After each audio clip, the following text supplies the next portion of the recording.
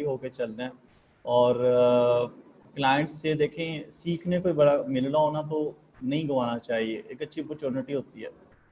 इसी तरह से आप लोगों के पास भी अमेज़ोन की, ईबे की स्किल्स आएंगी, फाइवर पे आप लोग स्ट्रगल करेंगे इंशाल्लाह। डिफरेंट क्लाइंट्स आएंगे, डिफरेंट्स उनके काम होंगे, ज़रूरी नहीं है अमेज़ोन से रिलेटेड हो, ज़रूरी नहीं है ईबे से रिलेटेड हो, लेकिन डेडिकेशन नहीं खोनी आपने, हिम्मत नहीं हारनी आप लोगों ने। देखें, वेब सर्च के ऊपर आप लोगों ने अपना हाथ लाजमी सेट करना है ताकि आपके पास स्किल्स की कमी ना हो। अगर एक क्लाइंट आके कहता है ना जी कि मुझे एक मजिंटो साइट है उसके ऊपर प्रोडक्ट लिस्ट करनी है, तो आप मजिंटो खोल लें, यूट्यूब पे देख लें वहाँ पे प्रोडक्ट कैसे लिस्ट करते हैं, गूगल पे जाके आर्टिकल पढ़ लें, उसके बाद उसको क्लाइंट को कहें जी yes I can do that, I will list the products, how many do you want to list that. तो वो इशू नहीं है। इस तरीके से आपने जो उनसे चीज़ें देखनी है, सिर्फ ये 2 चीज़ें नहीं, आप लोग बहुत कुछ सीख सकते हैं और आपको उसके ऊपर कोशिश करनी चाहिए। थोड़ा सा आप लोगों का टाइम ले लिया मैंने इसी चीज़ पे, मे भी कुछ लोग शायद बेहतर ना फील कर रहे हों, लेकिन मकसद था कि शायद मेरी बातों से कुछ चीज़ आपको सीखने को मिल जाए।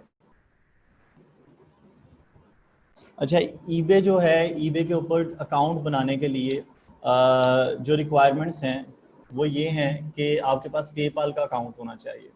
कुछ लोग ना अक्सर ग्रुप में भी पोस्टिंग्स कर रहे होते हैं कि जी हमने अमेज़ोन के ऊपर ना पेपाल लगाना है, तो लग जाएगा। तो अमेज़ोन का और पेपाल का कोई लिंक ही नहीं है, कोई कनेक्शन ही नहीं है।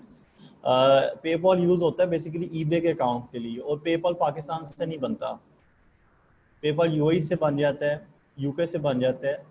तकरीबन 27 कंट्रीज़ हैं जिसमें ईबे है, 27 कंट्रीज़। और इनमें अगर देखा जाए कि सबसे ज़्यादा जहाँ ईबे की सेल है वो यूएस है और यूरोप की मार्केट है जहाँ सबसे ज़्यादा सेल है। ऑस्ट्रेलिया में भी काफ़ी सेल है ईबे के ऊपर। ये अलग अलग से मार्केट प्लेसेस हैं। और अमेज़ोन सिमिलर साइड ही आप इसको कह सकते हैं, इसको समझ सकते हैं, लेकिन ये उतनी ज़्यादा इसमें पोटेंशियल नहीं है जितनी अमेज़ोन में है, और उतनी ज़्यादा ये स्ट्रिक्ट भी नहीं है जितनी अमेज़ोन है।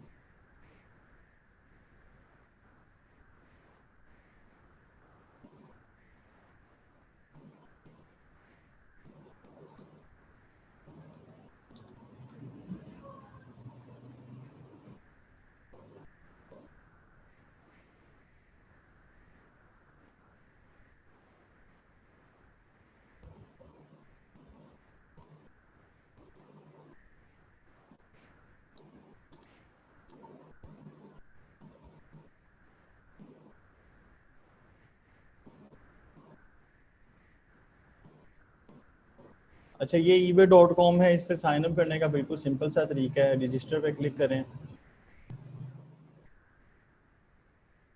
नाम डाल दें यहाँ पे आप,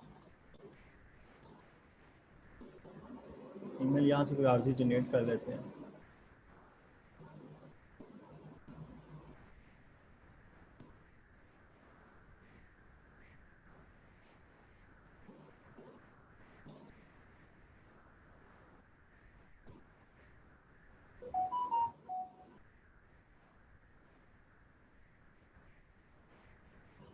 ठीक है, साइन अप हो गया।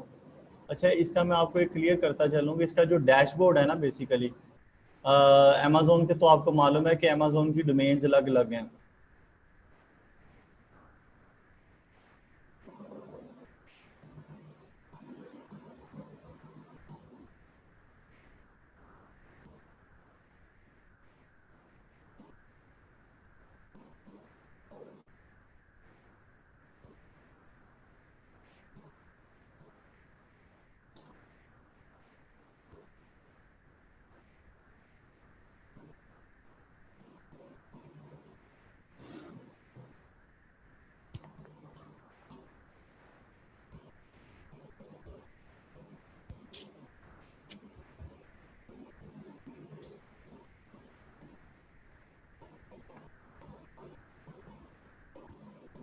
जी, कोई एक जितना हैंड रेस करके मुझे बता दे कि मेरी वॉइस आ रही है ना क्लियर।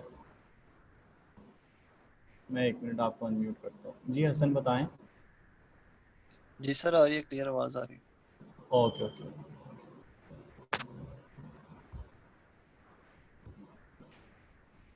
जी। अच्छा, अमेज़ोन के लिए क्या है कि अमेज़ोन पे आपने अगर एज ए बायर जाना होता है कुछ भी खरीदने के लिए, फॉर एग्जांपल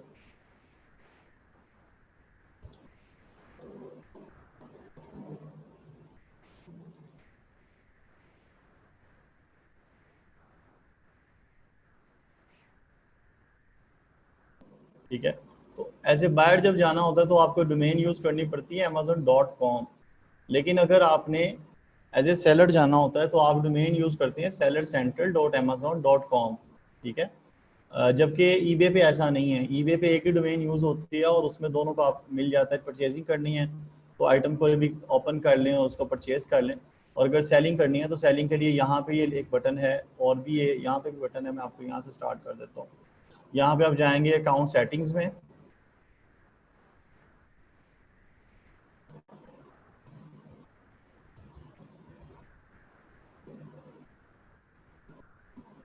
यहाँ से आप जाएंगे पेपॉल अकाउंट पे।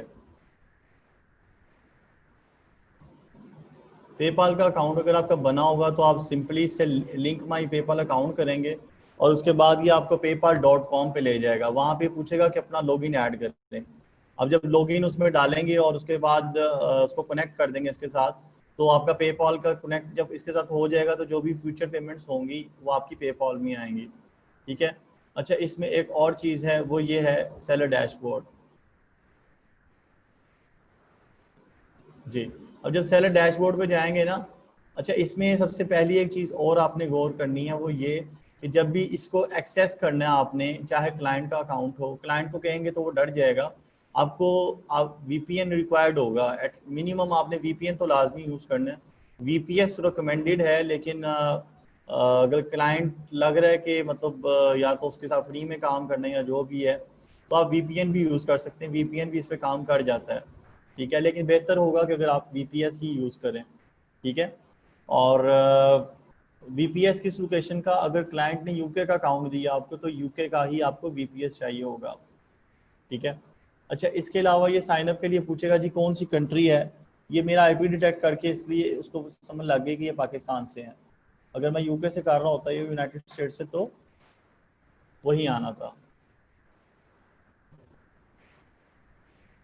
जी। उसके बाद कह रहा है अपना एड्रेस दे दें, मैं इसको एड्रेस कोई भी दे देता हूँ, यहाँ से कुछ लिखता हूँ।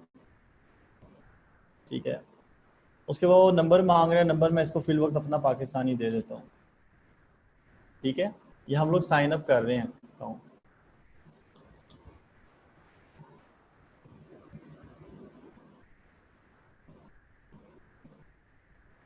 चलें जी, अकाउंट साइन अप हो गया।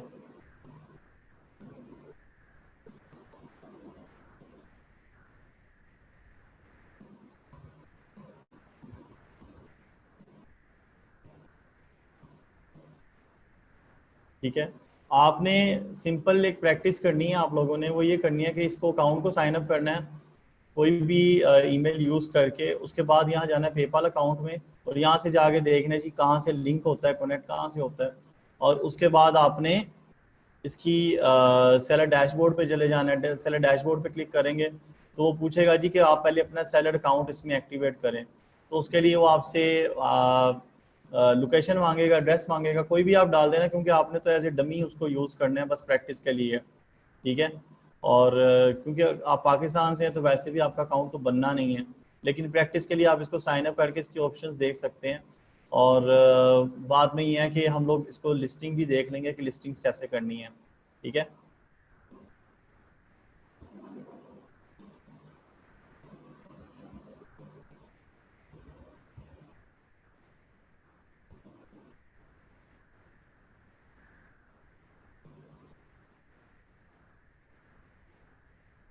अच्छा, इसकी प्रोडक्ट हंटिंग भी देख लेते हैं, वो थोड़ा सा मैं आपको गाइड कर देता हूँ।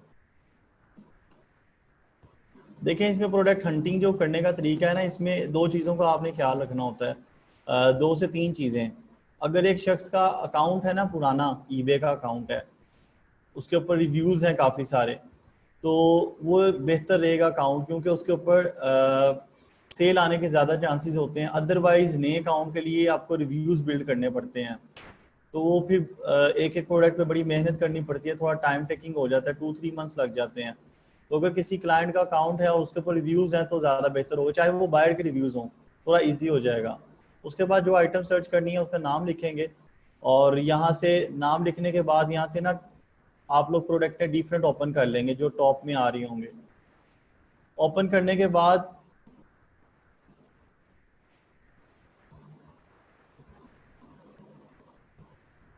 ओपन करने के बाद ओपन करने के बाद आपने इसके टाइटल में से कीवर्ड्स निकालने हैं, इसके डिस्क्रिप्शन में से कीवर्ड्स निकालने हैं, और जब आपने अपनी लिस्टिंग क्रिएट करनी होगी तो तब आप वो कीवर्ड्स वहाँ यूज़ करेंगे। कीवर्ड्स निकालने का आइडिया तो आपको वैसे ही अच्छा खासा हो गया होगा, ठीक है, लेकिन यहाँ पे टूल्स नहीं है, यहाँ पे आपको मैनुअली जाके देखना होगा कि कौन कौन से कीवर्ड्स इसने यूज़ किए हुए हैं, कौन से लो वॉल्यूम वाले हैं, कौन से हाई वॉल्यूम वाले हैं। तो इस तरह के कीवर्ड्स आपको निकालने होंगे। जब लिस्टिंग क्रिएट करेंगे तो आप वो कीवर्ड्स ऐड करेंगे, ठीक है। अभी आप लोग हैंड रेज नहीं करें, मैं आप लोगों के क्वेश्चंस लूँगा, एंड पे लूँगा मैं सेशन कंप्लीट करने के बाद।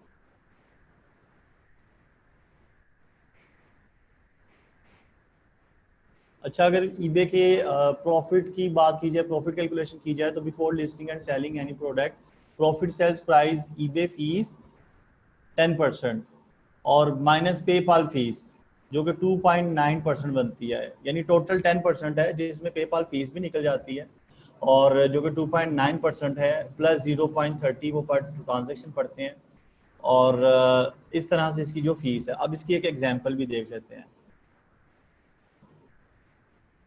If I sell an item for $50, my expenses would be a find value eBay fees $5, PayPal fees $1.75, item cost with shipping $38, profit 50, minus 38, minus 5 और minus 1.75, यानी 50 में से 38 निकले, ठीक है। उसके बाद $5 फाइनल वैल्यू ईबे फीस निकली, 1.75 पेपाल फीस निकली, और टोटल पीछे क्या बच गए 5.25। That's a cool 10% profit margin, which was good enough for me, as it meant that if I was able to reach my initial goal of $20,000 in monthly sales, my profit would be $2,000, ठीक है। इसमें scope बहुत है, बहुत सारे लोग हैं जो सिर्फ ईबे पे ही सेलिंग करते जा रहे हैं और अच्छी खासी उनकी इनकम है। मैं पर्सनली बहुत सारी टीमों को जानता हूँ जो ईबे पे काम कर रहे हैं, और इसी तरह से अच्छा खासा उनका प्रॉफिट है। 10,000 15,000 पाउंड्स जो उनकी मंथली सेल है, और प्रॉफिट अगर कैलकुलेशन की जाए तो तकरीबन उनका 1000 1500 2000 पाउंड उनका प्रॉफिट निकल आता है, ठीक है। अब मैं क्वेश्चंस की तरफ आता हूँ। अच्छा, ये क्वेश्चन से पहले मैं आपको कुछ चीज़ें बताता चलूँ, अब वो चीज़ें नोट कर लें नेक्स्ट अकाउंट्स के लिए। इसमें आपने fiverr.com है उसके ऊपर जाके अपना अकाउंट बनाना है, बिल्कुल सिंपल है।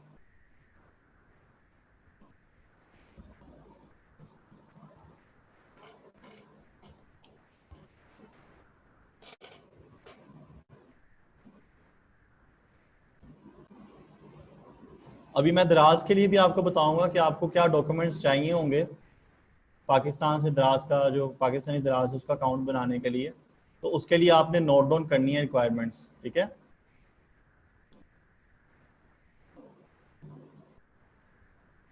ये है अकाउंट और बिल्कुल सिंपल है, यहाँ ईमेल डालेंगे, उसके बाद वो कंटिन्यू करेंगे, यूज़र नेम पासवर्ड पूछेगा, और इस तरह करके आप इसको साइन अप कर लेंगे। फाइवर का अकाउंट आपने साइन अप कर लेना है। फिर एक वेबसाइट है freelancer.com,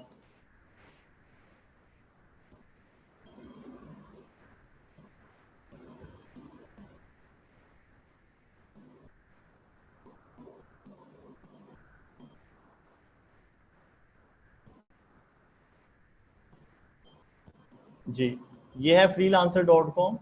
इस पे भी आप लोगों ने साइन अप करना है, और साइन अप के लिए आपको आपका आईडी कार्ड भी चाहिए होगा, उसको स्कैन करके रख लें, मे बी वो आईडी कार्ड आपसे मांगे। और इसका तरीकाकार ये है कि आपने यहाँ ईमेल डालनी है, पासवर्ड डाल दें कुछ भी, यूजर नेम कोई सा सिलेक्ट कर लें और सोच के सिलेक्ट करें क्या करना है।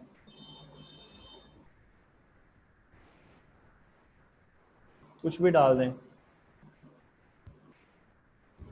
मैं यहाँ से फिलहाल कोई भी पकड़ लेता हूँ। ठीक है, आई वांट टू वर्क। ठीक है,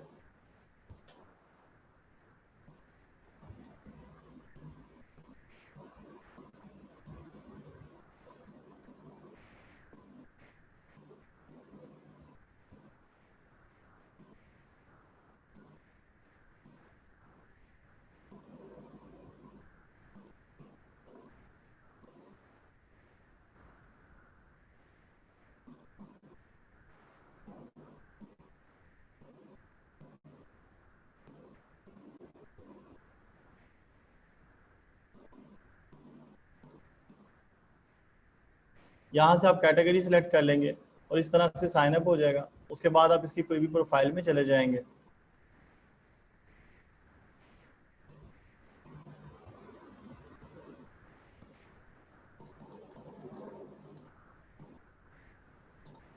यहाँ पे प्लीज़ आप उर्दू पंजाबी ना लिखिएगा, इंग्लिश ही लिखा रहने दें, वो बेहतर है। या हिंदी उर्दू पंजाबी, ये प्लीज़ इससे ज़्यादा थोड़ा, क्योंकि ये नहीं समझते, इंग्लिश ही चलती है।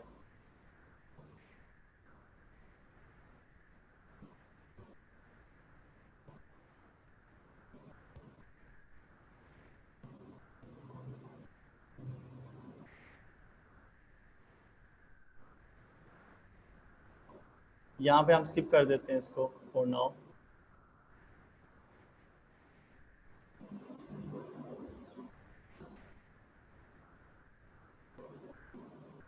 इसको भी स्किप कर देते हैं।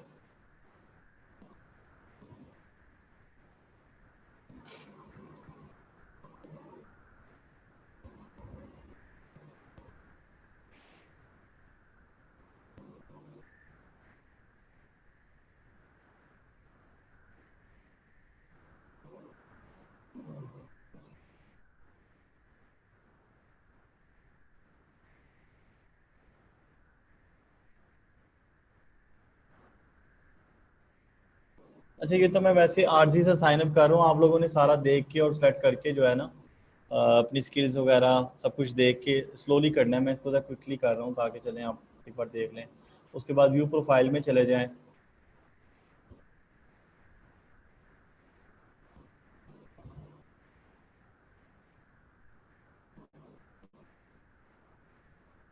ठीक है, ये राइट साइड पे वेरिफिकेशन है, इनको आप कर लेना। आइडेंटिटी वेरिफिकेशन कर लेना, payment verification, phone verification, email, अगर फेसबुक से कनेक्ट कर सके तो ज़्यादा बेहतर है। इसी तरह से अपनी प्रोफाइल पिक्चर आपने ऐड करनी है। ठीक है, और एडिट करके आपने यहाँ पे अपनी स्किल्स भी मेंशन कर देनी है, तो बड़ी डिसेंट सी करके। अच्छा, इसका मैं आपको एक और टिप भी दे देता हूँ।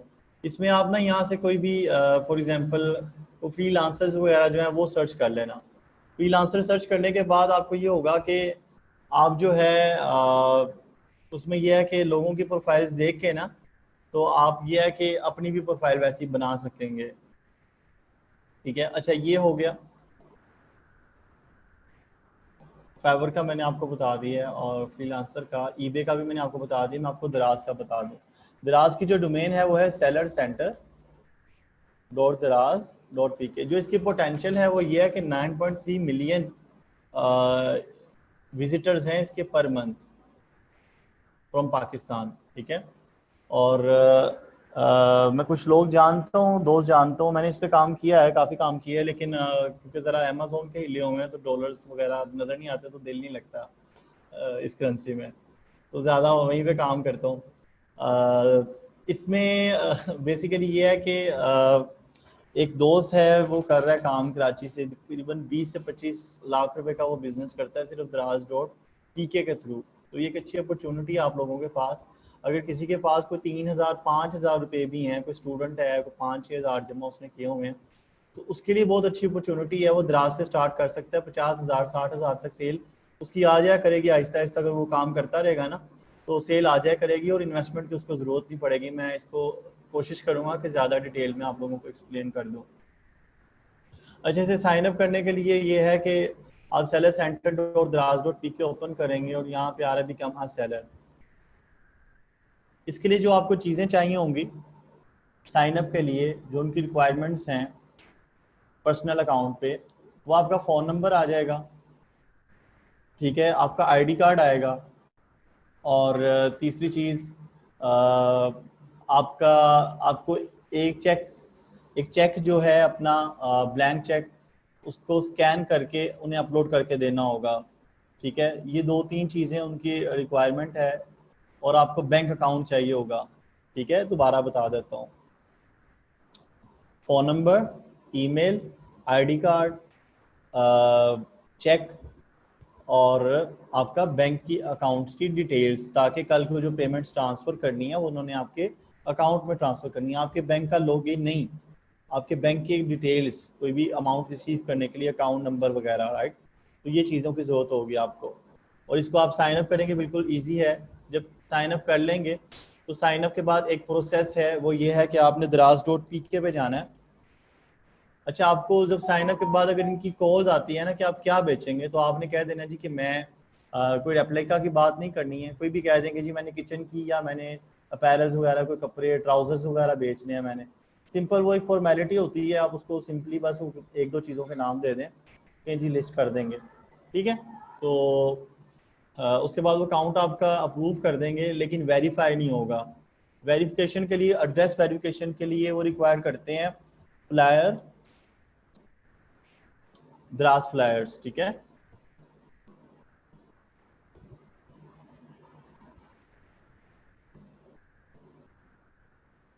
ये आपको तकरीबन कुछ 500 रुपये का खर्चा करना पड़ेगा। इसमें आपको ये इसके जो बड़े साइज़ वाले हैं वो मंगवा लेना आप। यहाँ देखता हूँ मैं कोई